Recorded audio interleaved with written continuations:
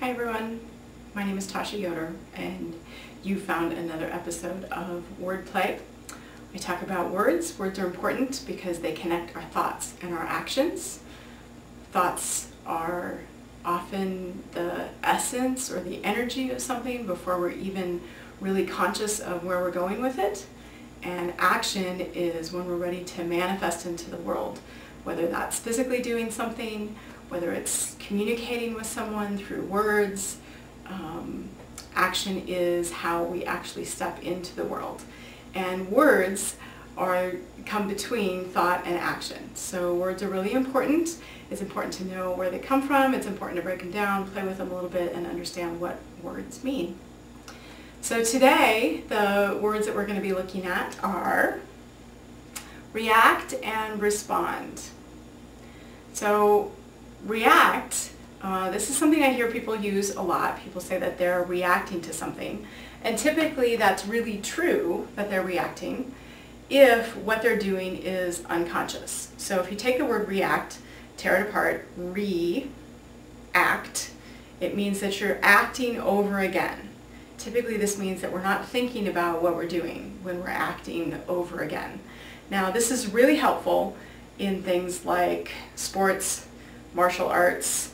If you think of reflexes as the same thing as reacting, right? You practice something over and over and over again, especially something physical, so that when an event happens, you can act really quickly, which is a reaction. That's what we call it.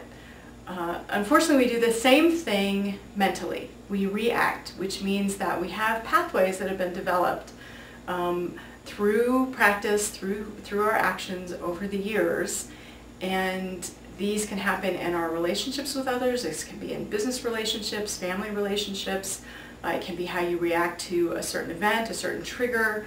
Maybe you've been, someone said something to you, not knowing that this is something that's a trigger for you, but it is, and you react because you've acted in the same way over and over so many times that you're not even conscious of what you're doing, and you simply replicate the act, react.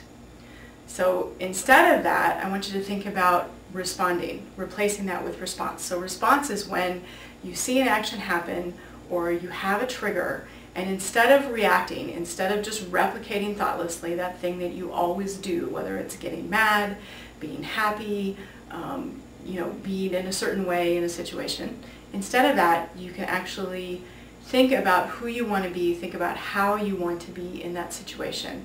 And that's what it is to respond, to be able to change the way that you act in a situation, not just reacting, not just replicating what you've done before, but responding in a way. And this may be a way that you're wanting to change. If you're wanting to make change, you may have already thought ahead of time.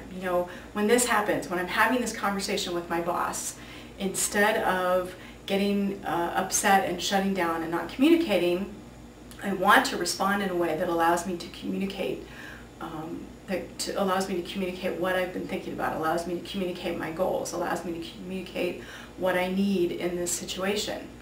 So instead of reacting, which is what you might have done before, you can respond, remembering that, remembering how you want to interact with your boss in this situation, and responding in a good way. So those are our words for today: react and respond. Step out of reaction. Try not to be doing that. Of course, unless you're trained in martial arts and you're meeting someone in a dark alley, then you certainly want to react. You want to be reflexive and just do what you've trained yourself to do. But in our relationships and our mental capacity, we want to respond instead of react. I'm Tascha Yoder, and thanks for joining me for WordPlay.